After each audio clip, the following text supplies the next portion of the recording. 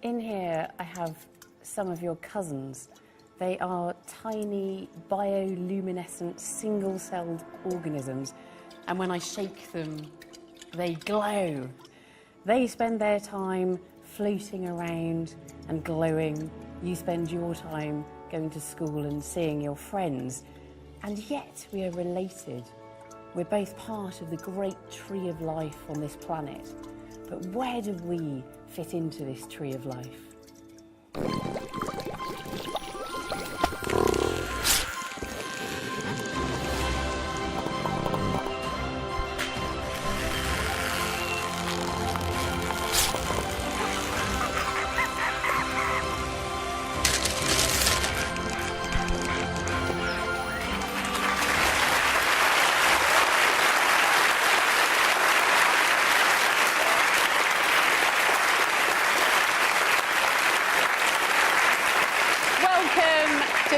Institution Christmas lectures. I'm Professor Alice Roberts, and over the course of these 3 lectures we are going to find out who we really are, and we're going to do that by comparing ourselves with each other, with earlier types of humans, and even with other animals as well.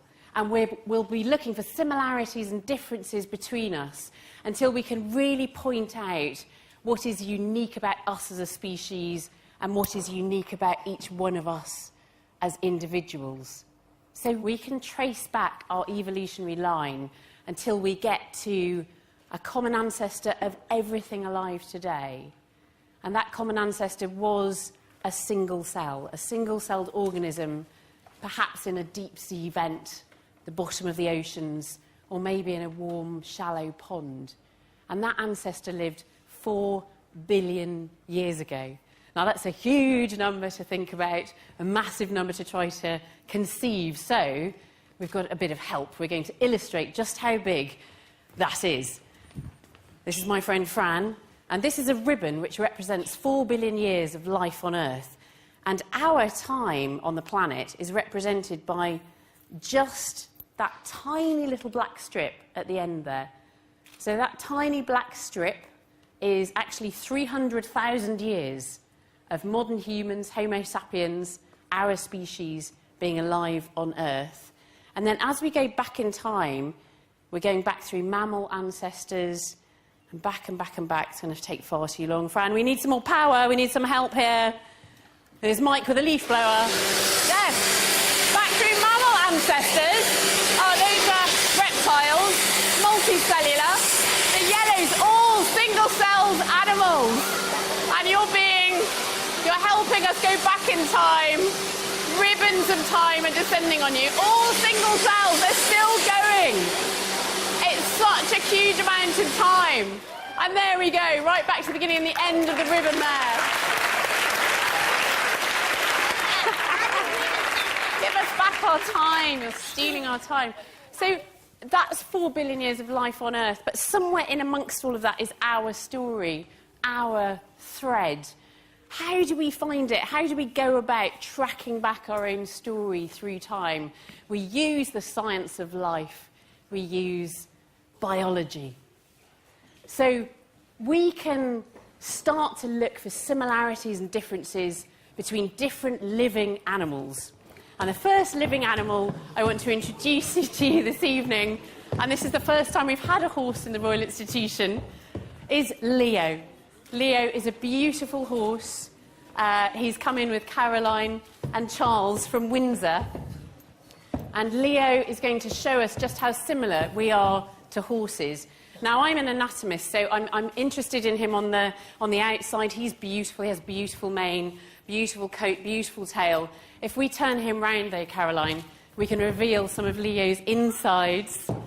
And now you can see the horse skeleton painted on the outside of him.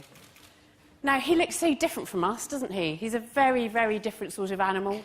He's a mammal, so he must have some things in common with us. And we can get at some of those similarities by looking at anatomy like this. So we're going to need a human to compare him with. Here's someone we prepared earlier. This is Adam, our living human skeleton. Adam, can I position you over here? Thank you very much. So Adam has his skeleton painted on his outside as well. And what I want to try to do now is to find some of these similarities between humans and horses. So can I have a volunteer from the audience? Yes, do you want to come down and have a go? What's your name? So if you stand over here... Borean. Borean. Yes. So what I want you to do... Leo's just having a little look at you there. He's a very friendly horse. Do you want to turn around and say hello to him so that you've met each other properly?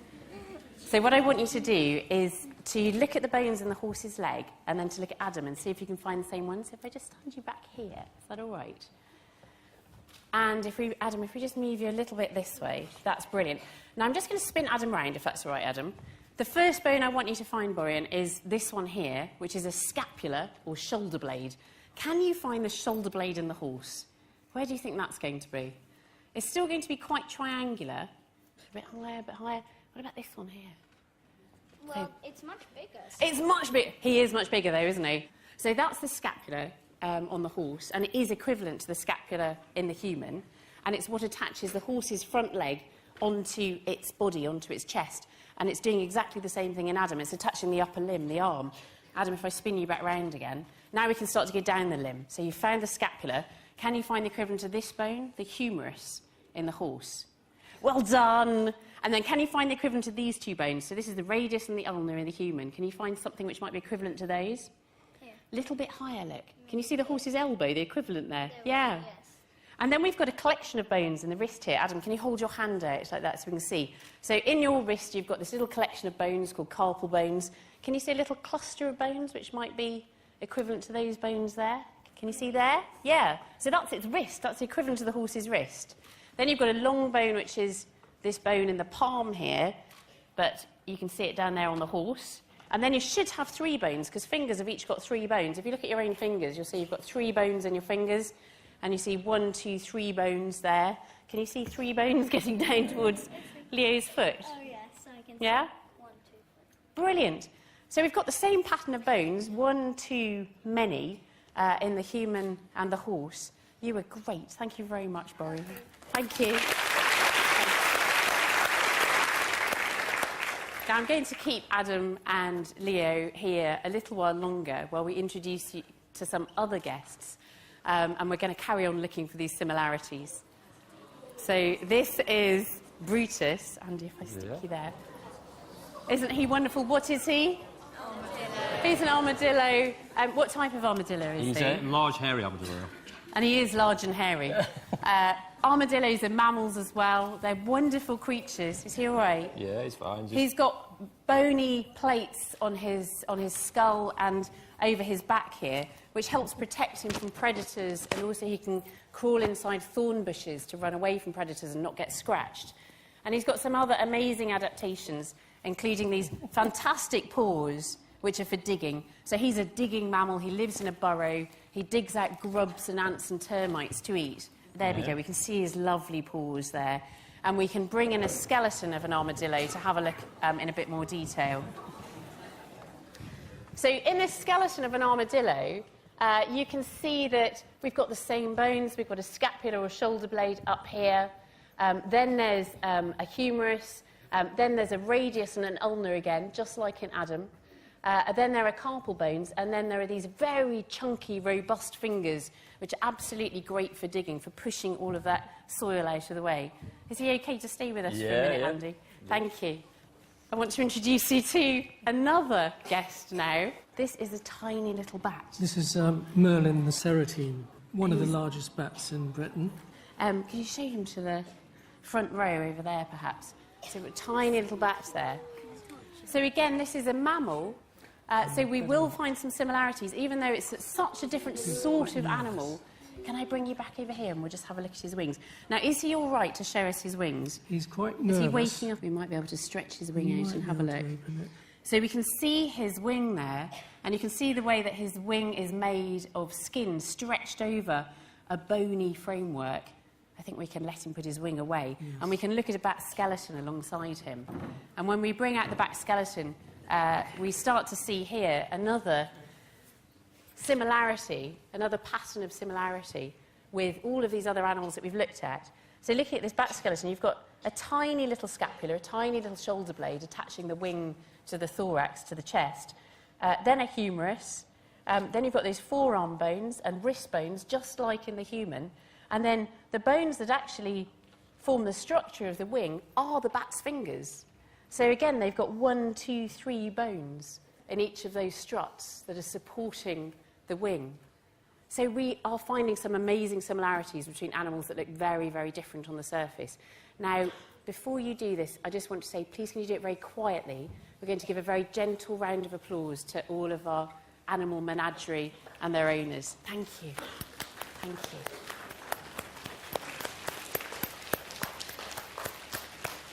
So how amazing to find all those hidden similarities between the horse and the human and the armadillo and the bat. What's even more astounding is that once you start looking for these similarities, you find them absolutely everywhere, from the anatomy that we can see with our eyes, like the skeleton, right down to the level of molecules inside our cells. So to take us down to that level now, and to look at DNA in our cells, I want to introduce you to somebody very special from Trinity College Dublin and the Genetics Society, Professor Aoife McLysaght.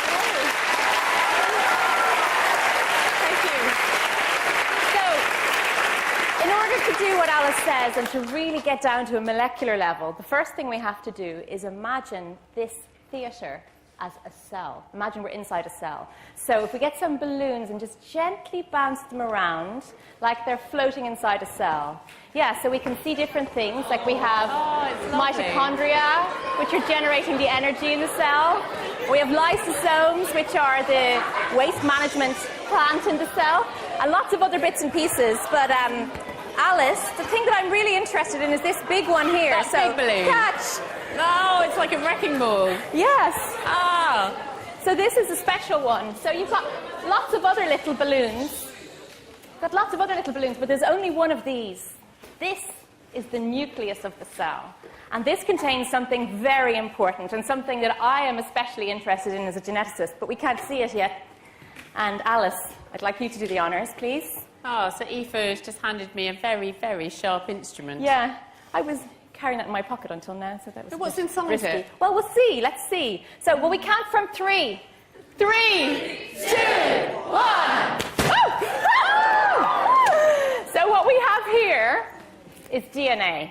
So, you've probably heard of DNA before, and maybe you know that DNA is really, really important for making you what you are. And look at this. We've got 2 colours. We've got yellow and white. So half of it is yellow, half of it's white. So this is half from your mum and half from your dad. And if we have 23 pairs of chromosomes. In the human genome, 23 pairs. And if we were to stretch these out end to end, they would reach to 2 meters long, which is basically this length I'm carrying here. But I don't mean 2 meters on this scale of this whole theatre is a cell. I mean 2 meters in real life, 2 meters inside the cells of your body. So if we lined up all of the DNA in our chromosomes in a single cell, it would be 2 meters long? Yes, but the thing is, it's extremely thin, like less than one of the threads of this, and it's all scrunched up really, really small, and it's packed into a tiny space, just like that. So DNA is really, really long. And so that's a lot of DNA. It's actually 3 billion letters of DNA that you have as a human. I presume you're all human, yeah? I didn't check. But it's actually quite simple. It's only got 4 parts to it. So the 4 parts, we symbolize them with the letters A, C, T, and G. So just 4 parts to DNA. And if you look at this bit here, so we've made the letters big here, but you can see there's a sequence of letters. We've got T, A, C, C, A, G, A, T, T, C, G, right? You can read that like I could read that. That's a DNA sequence. So that's all we mean when we talk about a DNA sequence. It's a sequence of letters. And because you're all human, you've got a human DNA sequence. And a horse has a horse DNA sequence, and an armadillo has an armadillo DNA sequence. And we can actually compare them. And so look at this. This is a real piece of DNA sequence. This is from the human genome, so you all have this in you. This is actually a little bit of a gene, and this gene is involved in the development of your front limb. So for you, that's an arm. For the horse, it's a leg. And if we look at this little bit of sequence, we can read it across. It's easy. T, C, C, T, A, T, A, G, G, etc. It's easy to read DNA sequences. And then you've got the armadillo, the bat, and the horse. And if you look at this, you can see really quickly that the beginning is the same in all of them. So they all have T, C, C, T, A. But then we've got one difference here. So this is something that happens in humans, but not in the others. We've got a T in human, and we've got a C everywhere else. And if we look here, we've got an A in horse, and a G everywhere else. So we all have similar genes, so a bit like Alice showed you. You have the same bones in the different animals, but they're slightly different shape, and but they're still recognizably the same. Right? So they're slightly different, but the same, and we see that with the genes. I think it's just fascinating that we've got these similarities when we look at anatomy, when we look at skeletons, and it's there as well at the level of DNA level. sequences. Yeah. That's brilliant. Thank you, Yes. Eva. I'll see you later, Alice. See you later. Now, biologists started noticing these differences back in the 19th century, not in DNA sequences, because that science was yet to come, but they could look at skeletons. And there was one biologist in particular who wrote about this, and his name was Richard Owen, and I've got a copy of his book here. And this book is nearly 170 years old. It was published in 1849, and it's called On the Nature of Limbs. So he looked at the bones of a horse, and actually there's a really weird similarity here when I compare that with the bones of a bat and with the bones of, he used a mole, we used an armadillo. And what Richard Owen said was there's something deeply strange here, deeply weird, because why do all these animals look the same under the skin? If their structure was just about what they did, just about their function, you wouldn't expect any underlying similarity between something that flies and something that runs fast and something that digs. So there's something else going on. And it was a great puzzle to him, and he didn't crack it. He didn't work it out. He said there's some kind of abstract idea of mammalness, and all of these animals are just variations on a theme. 10 years later, Charles Darwin published his book on the origin of species, and he nailed it. He said, there is something really important that links these animals together and explains all of these underlying similarities. And it's not abstract at all. It's a real thing. And what it is a shared ancestor. So when you're looking at the armadillo and the horse and the human and the bat, the reason they've got those similarities is that if we trace their family trees back and back and back and back, we get to a point where there's a shared ancestor, an ancient mammal ancestor that had that pattern of bones in its limb, and all of these different organisms, including us, have inherited that pattern from it. And we've got an idea of what that mammal ancestor actually looked like, and it's this. And she's called Dura Maya, which means Jurassic Mother. So she was around at the time of the dinosaurs, and she lived about 170 million years ago.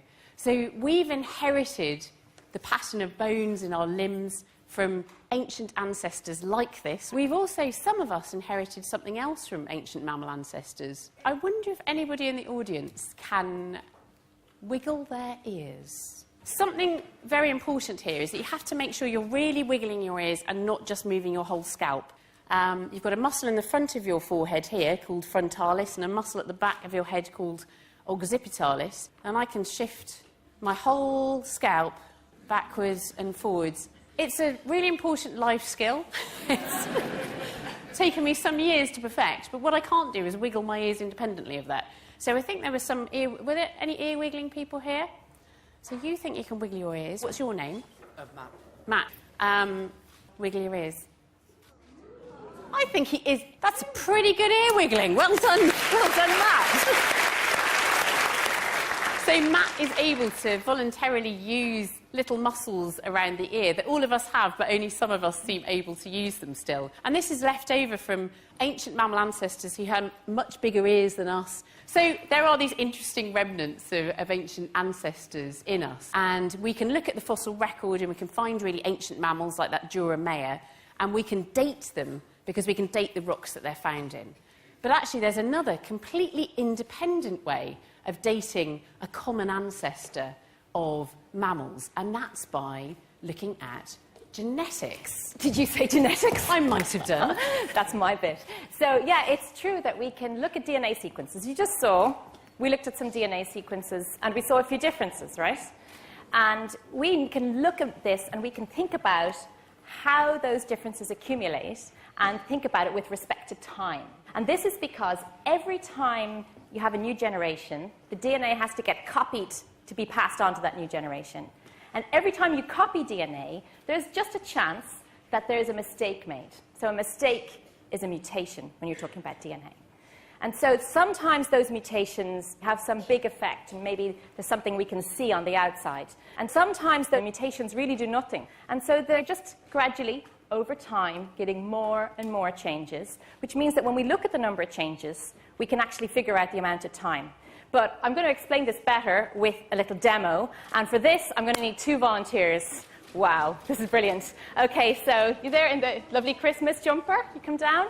And yes, another Christmas jumper. You went, is that your little dash hunt? Lovely. OK, so what's your name? Dylan. And your name? Are you over there with Alice? And Dylan, you just stand there for a moment. So what we have here is we have 2 DNA sequences. And everybody can see at this point they're the same. So they're lined up like they were printed on the page earlier. So you compare up and down. So we've got T, G, C, G, A, C, A. That's a DNA sequence. And these are actually identical because they have a very recent common ancestor. So they're sharing ancestors very, very recently. But we're going to see what happens when species get separated. So I'm going to be this species on the top. And Alice, maybe you could take the bottom one. Yep. So Alice and I, at the moment, are identical to each other. But we get separated. We have our reasons, I suppose. We go astray. But look, there's this river in between us, and we can't go back now. So now we are separate. And our lineages can't mix anymore. So now when we have generations on this side, in the IFA lineage, those aren't going to get mixed. Those changes aren't going to get mixed up with what happens over on Alice's side of the river. So things are happening independently on the 2 sides of the river.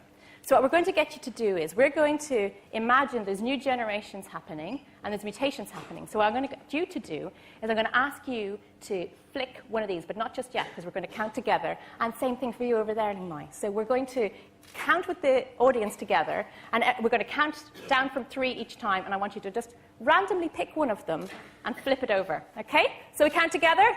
3, 2, 1, go. Flip it. Do one. Okay, brilliant. And again. 3, 2, 1. Choose another one. Beautiful. And Brilliant. one more. 3, 2, 1. Lovely. We've Brilliant. got 3 random Thank mutations you so over much. here. Thank you so much. Okay, Thank so you. thank you so much. You can sit down again. Thank you so Thank much, you. both of you. We'll put these back here now.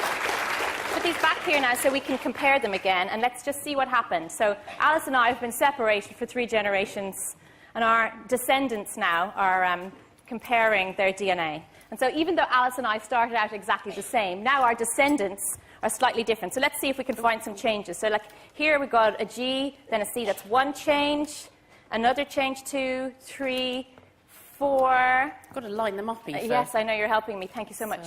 5, 6 differences. So we had 2 sides of the river, so it's 3 differences on each side of the river. And in our case, we know that there was 1 change happening per generation. So we could say, even if we didn't know how much time had elapsed, we could count the differences in the DNA sequences, and just from that on its own, without having any other information, we could say that these 2 species had a common ancestor 3 generations ago. So this idea is called a molecular clock. So we can use the molecule, look at the changes in the DNA molecule, and use it to count time, to measure time. So you could do that for 2 different animals, like a human and a bat. Can you do it for a human and a bat? Yes. So we wouldn't do it for something as small as this sequence. We do it for much, much more. So for a human and a bat, we can compare thousands and thousands and thousands of genes. And when we do that, we can count up the differences and estimate the time. And we say we get to 96 million years ago, there was a common ancestor between humans and bats. That's quite a long time, isn't it? And what about for all placental mammals, so mammals like us? Yes, so if we add in more species and we look at deeper divergences, we get back to about 170 million years ago. So this is amazing, because that's a date based purely on the genetics of living organisms, Yes. working out how fast they change over time and saying, well, we must have had a common ancestor with all those other mammals going back 170 million years ago. And then looking at the fossil record, we find these really early mammals 170 million years ago. So we've got two completely different branches of science agreeing with each other. Totally in harmony. And it's time to put our ancient mammal ancestor onto the tree of life. So we have this beautiful tree, this Alice. is our tree. This is how we reconstruct all of those similarities and differences. It tells us how related we are to different organisms on the planet today. Just like a family tree. So, you know, you are connected to your siblings through your parents, and then to your cousins through your grandparents, except we're doing it for species. So we have, look, we've got the human here, and the animals we've just been looking at, the bat, the horse, the armadillo. Yeah. So a common ancestor of all of those then, going back 170 million years ago. We've already met Joromea, and here she is in origami form, and we're going to stick her on. So we'll add her to our tree of life. So this is the branch then. That's the last meeting point of all of these different lineages. After that, they start going their separate ways. Yeah. So we're gradually accumulating more cousins, more ancestors. Now we're going to go in search of some slightly stranger cousins, and cousins that emerge out of things like this. Thank you. So this, ladies and gentlemen, is an egg. It's not a hen's egg. This one actually came from an emu. And the egg is an amazing biological phenomenon. If you think about it, it's got to support the developing embryo inside it and give it everything it needs before that chick eventually breaks out of the egg and starts to live on its own outside of the egg. So I'm going to... They've given me a teaspoon. I can't believe this. I don't think this is going to cut it. I'm going to need something a bit more effective than a teaspoon, I think. So this is Douglas, who's the head of eggs from the Natural History Museum. Indeed. And what have you got? An army knife? Yep. Lovely. So what's like? If So you I could just hold the it egg gently there. there, that'd be great. And Just going to put that in there. you've done this before, haven't you, I Douglas? have. How many times have you done it before? I've done this 18 years running. 18 years of opening eggs There you go. and looking inside them. So here we go. There you go. And Just to gently. gently get that egg out. It's like a cookery show. Thank you, Douglas. So, Joe, come and have a look. There's an enormous yolk inside that emu egg, as you might have expected. You've seen yolks before. What the yolk is a bag of nutrients, a bag of food for the developing emu embryo, if this egg had ever been fertilised. So that's full of lovely, rich nutrients.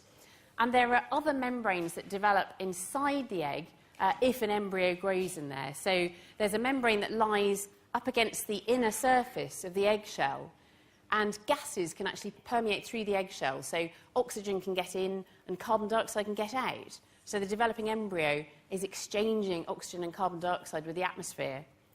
And there's another membrane that forms a bag around the developing embryo itself, and that's called the amniotic membrane.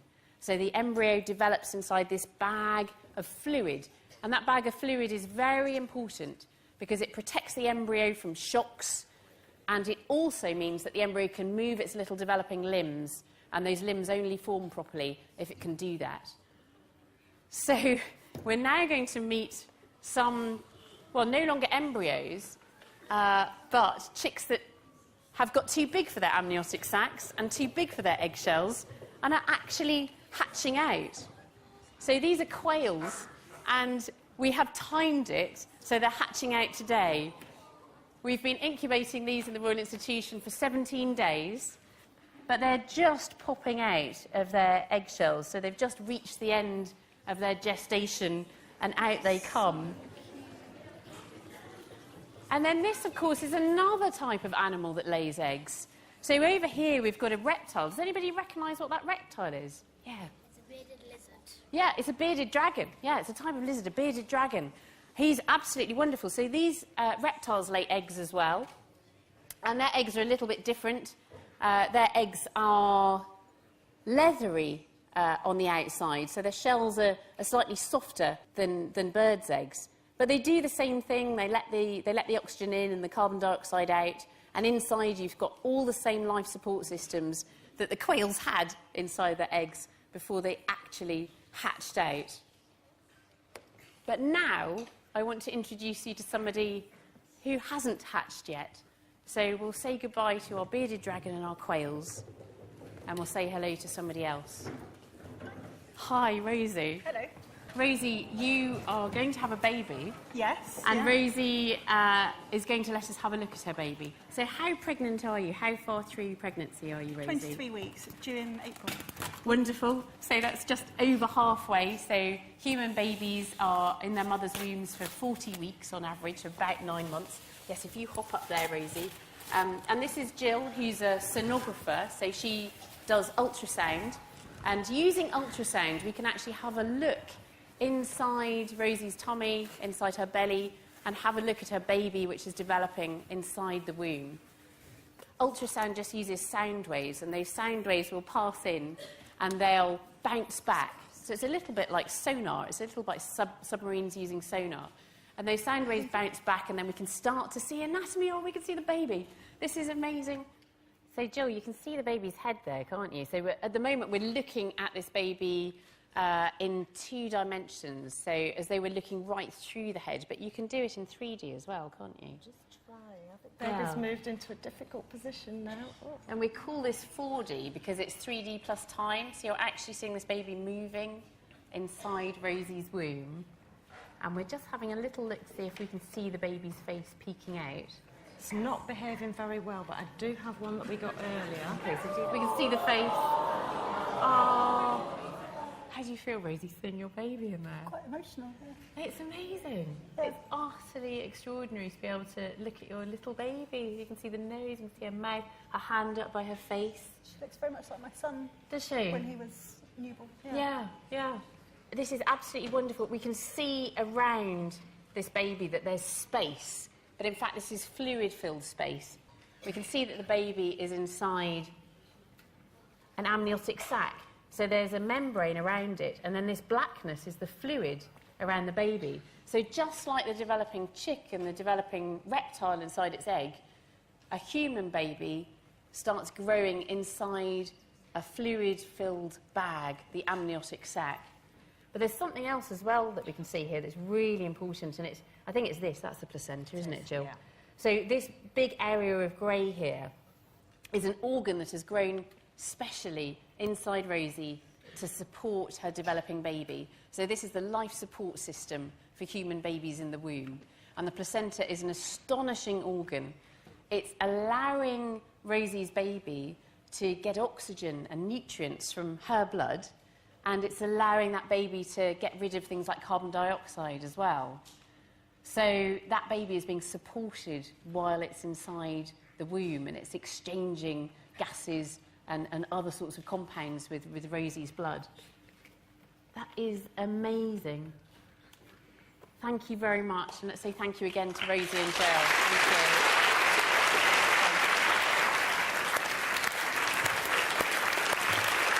you. It's so amazing, and what an amazing privilege to see that tiny person a few months before they actually emerge into the world. And who knows, in a few more years' time, maybe they'll be here watching Christmas lectures. I think they'll have to come back, won't they? They've been to the Christmas lectures. They'll definitely have to come back to them. The placenta is the most amazing organ. It's doing all of that important work for that developing baby. But it does something else that's really important as well. Because that developing baby is a genetically distinct individual. That baby is not the same as his or her mum. That baby is a new person. So usually your immune system would seek out anything that wasn't you and get rid of it. That's what your immune system does, doesn't it? It protects you. So there has to be a barrier between that developing baby and the mum's immune system, and the placenta is a really important part of that. And then a fantastic clue as to how it does that comes from genetics. Did you say genetics? I said it again. Yes, so there's actually something really special about the placenta, and we can see that in something really special about the genetics of the placenta. So as Alice said, it's a barrier in your body. It's a barrier between the maternal and the fetal side. And you actually have lots of other places in your body where you have barriers. So the lining of your lungs, the lining of your intestine, the lining of your blood vessels. And those barriers look a bit like this. So these are cells, obviously, and this is a layer of cells. So if you look at this, we have this layer of cells, and that's pretty good, and it's good enough for most of those parts of your body. But you can also see that there are lots of holes there. There are gaps. Even if it's a nice, tightly packed group of cells, there are gaps that can get that there. And so things can still get through. So the placenta is a bit different. Alice, maybe you could help me. Because in the placenta, the cells, the neighboring cells, merge together. And it doesn't happen like this, by the way. Because the way it happens in a placenta is that the cells, the neighboring cells, the membranes, just join together like this. This isn't a cooking show. This is the Christmas lectures, Alice. But the neighboring cells join together. And this just doesn't happen randomly. There's actually a special gene, and it makes a protein called syncytin that makes this happen. So the neighboring cells, they join together, and so you get something that looks a bit more like a pancake. And when we look at the sequence of these genes and try to see what else do they look like anywhere else, we find that they're just like the genes that make the outer coating of viruses. So these genes are very, very similar when we look at the sequence.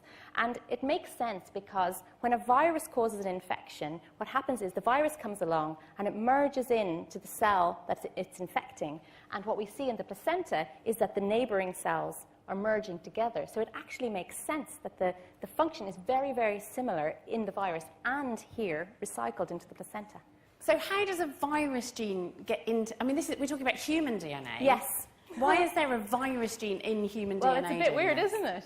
So, but actually, in our ancestors, they would have had viral infections all the time, like I'm sure everybody here has had a virus at some point. And a virus, when you get a viral infection, it actually enters into the cell and releases its DNA into the cell. And sometimes when it does that, the DNA actually integrates into the DNA of the person that's being infected. So if you can imagine some ancient mammalian ancestors, they had lots of viral infections, and every now and again, the virus, instead of just causing an infection and then the infection ending, the DNA hung around. And this is actually about 8% of what we call the human genome looks like virus DNA. So that tells you how many infections there have been over the years as well. That's a huge proportion as well. A huge proportion, yeah. So presumably that viral DNA then gets inserted into our DNA. We've dismantled it a bit. We've taken bits out of it to stop it being pathological, to stop it hurting us. But then what happened is that evolution kind of stumbled across this deactivated virus gene, and suddenly it became useful again. Yeah, so it's like the scrapyard. So there's all these pieces that are left over, and they still kind of work a bit, but they're not quite working. They're a bit broken. And so, because for the virus, this gene is helping the virus enter the cell by merging into its membrane. And now in the placenta, it's helping the neighboring cells merge into each other. So it's kind of recycling the same function. It's a brilliant bit of recycling, isn't it? Fabulous. So this shows us an important clue as to how the placenta came about in our ancient mammal ancestors.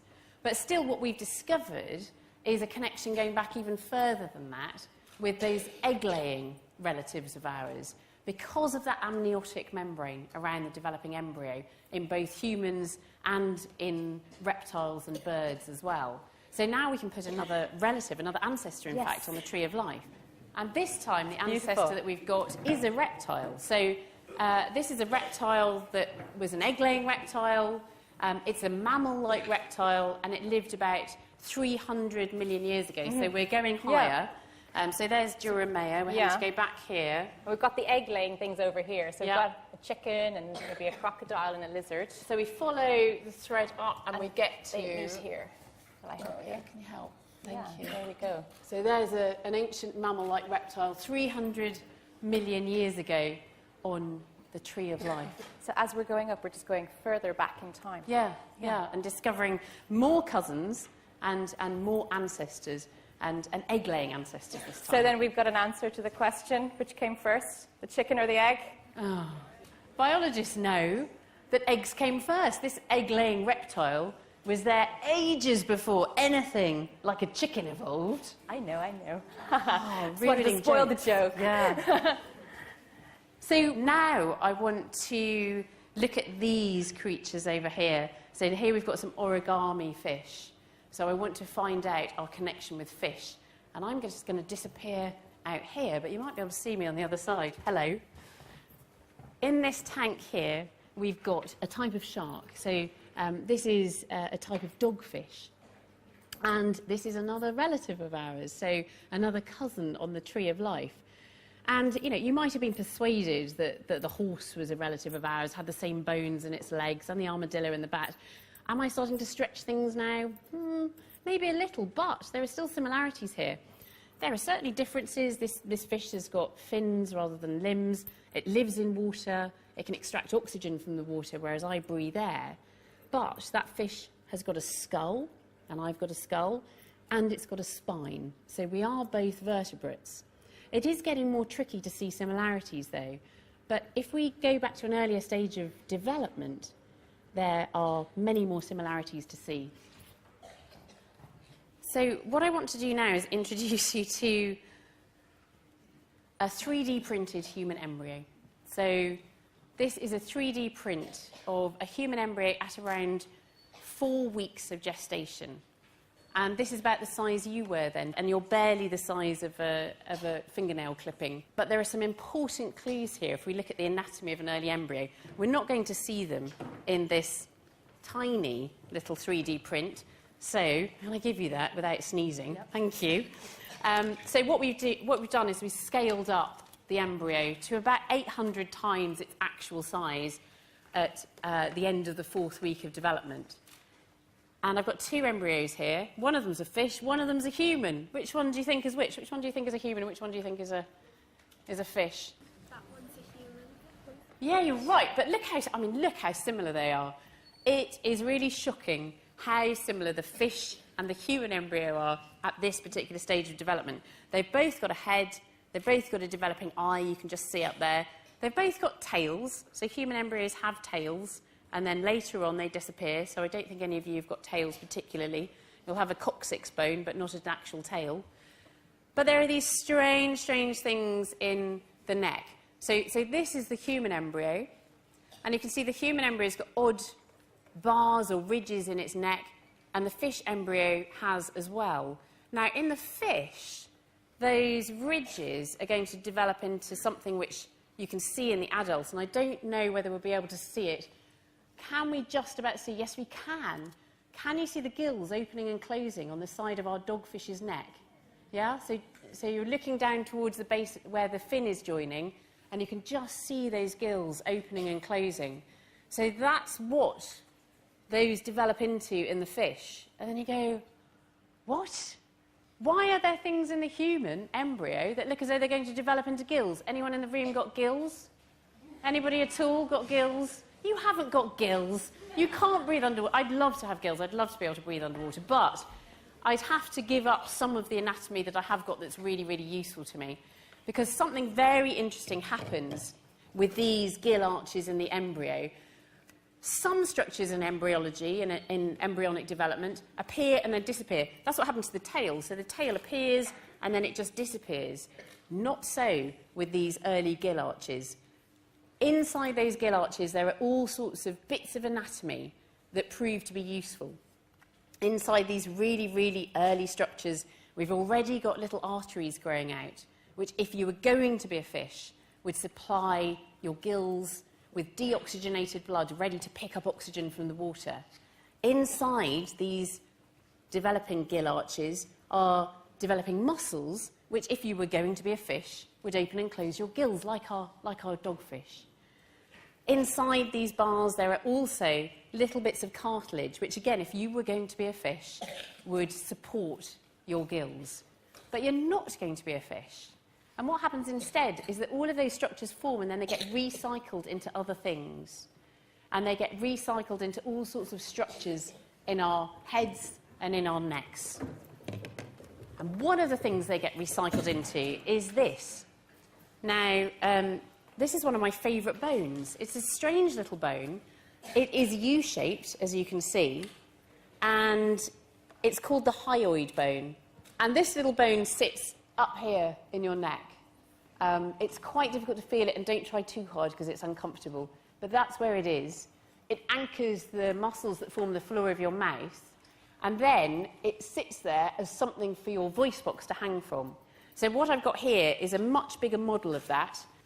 And here's the hyoid, and then underneath it are the cartilages of your larynx or your voice box. So that's what I'm using to speak to you right now. But those cartilages do another important thing. As well as providing the mechanism of speech, they also keep the airway open, something very important that they're doing. And these cartilages and that bone come from the gill arches in the embryo. So we can add the fish to our tree of life. We can bring it in as a cousin, and we can actually add an ancient fish ancestor. There's Duramaea, our mammal ancestor. There's our reptile. And the fish then, so we've got modern fish over there, and if we trace that line up and across, then that's going to join up with the line that comes up from humans. So we're finding this fish ancestor 500 million years ago. We've travelled now, back in time. But now, I know there's someone who's itching to introduce you to yet another cousin, an even stranger cousin, through the medium of genetics. You said it again. So Alice isn't the only one who can have fun with cool animals at the Christmas lecture. So Alice brought in a horse and an armadillo and a bat. And a bat. But I present to you the fruit fly.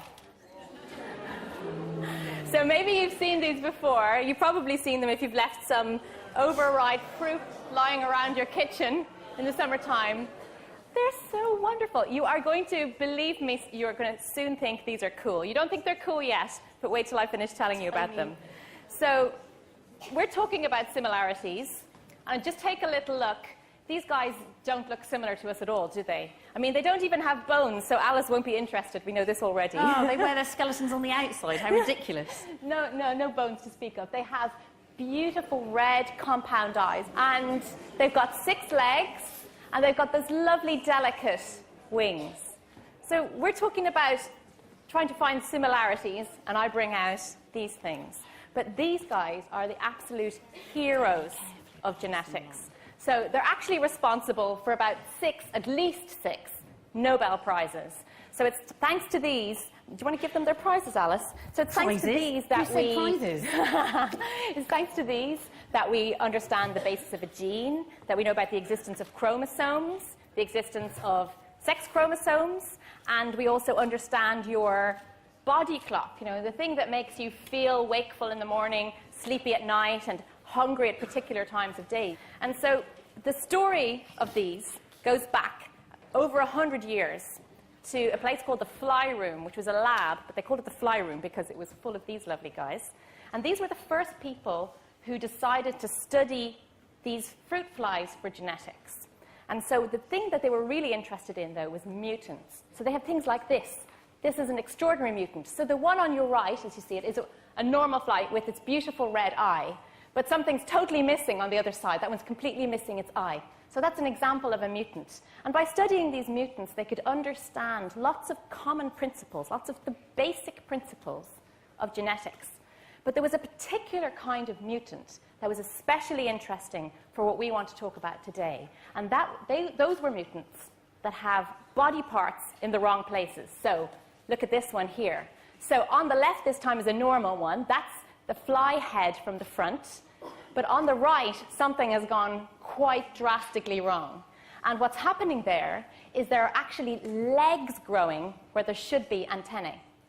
So they're legs, but they're growing in totally the wrong place. And so by studying thousands and thousands of these kinds of mutants, they discovered a small number of genes that could change the body parts around. And these genes are master control genes. These are regulators, and they turn on lots of other sets of genes, and they make everything else happen. So they're kind of like a master key that unlocks a whole pile of things. And these are called Hox genes. So the correct Hox genes turn on to get the right body parts in the right places. But to really explain this, I think we need more than words. I think we need actually to play a game called Build a Fly. Build a fly. And we are going to need some volunteers. Somebody in a lovely rainbow jumper up I'm or going to pick down. somebody from over here as well in your lovely turquoise jacket. Yeah. What's your name? Louis. Louis. And now we've got 2. Okay. Sikandar. Sikandar, would you Want to go stand around here in behind front of that this bowl? bowl? What's your name? And what's your name? Alice. Alice. Very Good Christmassy. name. Alice. We've got an Alice. This is your part here. And I've got Holly and Louis over And here. there's a picture here. So development is really, really complex, but we're going to pick it up where the fly embryo has already divided into segments. So it's grown a bit. So this, you can think about this shape here, and it's a bit like a little grub. And it's got these little segments. So these are artificial colors that have just been added so you can see them. So in the real thing, there's 14 segments, but we've simplified, and we have 4 segments. So these are our 4 segments. So we've got 1, 2, 3, 4 segments of this fly, and in every segment, it looks kind of the same. We don't have any structures growing yet. We don't have any legs. We don't have any wings growing anywhere yet. And if we look inside, it also looks quite the same. Because one thing we have here are these Hox genes, these master regulator Hox genes that can control lots and unlock huge portions of the genome to get the right body parts in the right place. So I've got these 4 Hox genes in the first segment, but they're also there in the second segment and in the third segment. And look, Alice has the same set there. So these are all present everywhere. So that's not the difference that's going to make it work. And if we look here, we've got the fly genome that can be potentially unlocked. But we've got the fly genome here, we've got the same genome in all of the cells of the entire body. So what we need to happen is we need the right body parts to grow in the right place. So we need something else. We need only one Hox gene to be turned on there, only one to be turned on there, only one there, and only one there. But which one is the right one? Only the right one should get turned on if we want to get the right parts in the right places. So there's an extra something I haven't shown you yet, which is there is a difference inside these segments, and I'm going to represent this difference with color. Now don't turn around yet. Now each of the cabinets is lit up in a particular color, and that color is going to match one of your Hox genes here. So when I give you the word, I want you to quickly turn around, look what color you've got, then find the matching key, and then you're going to have to figure out which cabinet door will open. So you're going to have to try a few of them until you find which one's open. Right, we get it? Are we ready? Steady, go! Okay, we got red, yellow, green, blue. I keep trying, try them all. No. Oh, it's got to be that one. You get the key. Yes, yes. Now put that on. You're going to put that around your waist. Now you might want to. Can you slip your shoes on? Look, I can help you. Put the dangly bits in the front. Just kick them off. Help you get into this. Now you've got a lovely bolero jacket. Okay, Put your arms through that. On the other side. Yes. Find a pair of trays. And close the front. You're right. Okay, look, we'll get you lining up. There we go. Oh, that you did get the tricky one. I'm so sorry. There we go. And there's another strap there. Right. So before we started, nothing was growing anywhere. We didn't know what anything was going to look like. We didn't even know which was the head end and which was the tail end. But now we've got your head. Look at these lovely wings. Can you turn around a little bit? Lovely wings growing here. And look, lovely fly legs. And Louis is the butt. And look Brilliant. at this. We now have a fly.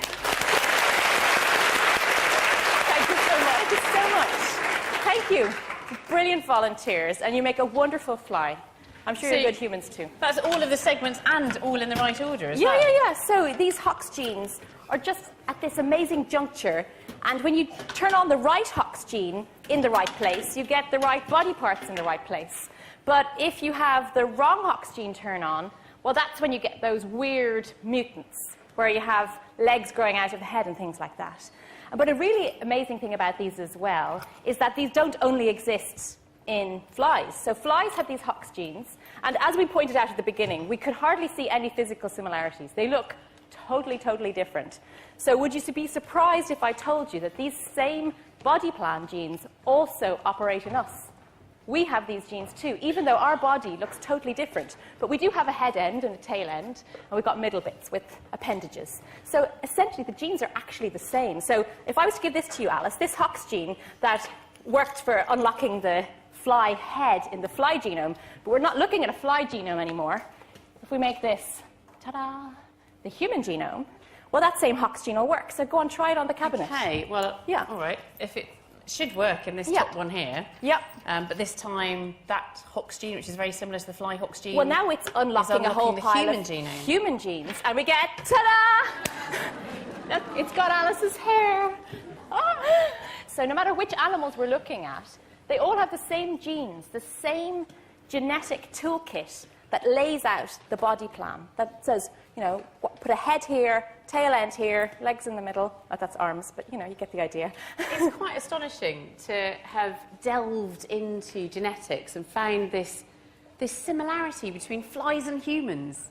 But now looking at DNA, we've managed to find that the fruit flies are relative too, something that looks so different. And we can now add another link on our tree of life. Our fabulous, beautiful tree. Yeah. It's beautiful, I love this. But look over here, Alice, look what we've got. We have got the fruit fly. This amazing, beautiful fruit fly. Now, do you please now agree that fruit flies are cool? I hope so. Yes, thank you. Thank you, some vindication. So we have this fruit fly, and if we trace back the ancestors, we go up through branches here. It's going really high. Humans way over there, Yeah. so we're actually going to have to go to the top bar there. Even so with a stepladder, so if we can just... we need to lower it a bit more. Lower it down a bit more, because even with a stepladder, I'm not going to be able to reach But what's this right up ancestor there. going to look like? Well, it looks like this. Here's one I made earlier. Was that you, Alice? Well done. I'm so good at origami. So this is not a fly. It's not anything like a human. It goes back to a really, really, really ancient ancestor that is, what, a worm? A segmented worm. Yeah. Doesn't have any appendages. And it goes up here. So we're now travelling back in time about 800 million years to put that segmented worm on our tree of life. And it's Christmas, so you have to be nice to your relatives. So we found all these astonishing connections with the rest of life on Earth, with all these other groups of animals. We found connections between humans and bats and horses and armadillos. And we can place these ancestors then as well on the tree. So we're working back through time. And we can place them very precisely. We know where they should go using both the fossil record and the molecular clock to place them in time. So we can reconstruct our big family tree then, and we can go back and back and back in time. And if you look right up there, you can see a little light. So where our family tree is disappearing into the ceiling, that light represents the common ancestor of all life on Earth. And that was a single-celled organism 4 billion years ago, and its descendants today are mostly single-celled organisms. Yeah. They outnumber all of us multicellular creatures, but its descendants also include plants and fungi, and then all of the animals that we've been looking at, all life on Earth. Every single thing. So since that last universal common ancestor, life has been unfurling and evolving in many, many, many directions, just some of which we've shown here. And only one of those pathways leads to us. And we come all the way down to humans at the bottom here. This puts us in our place. It shows us where we come from. And we are not the pinnacle of evolution. But we're in a fantastic place, I think, because we're not separate from nature. We're very much part of it. We are just one species amongst billions.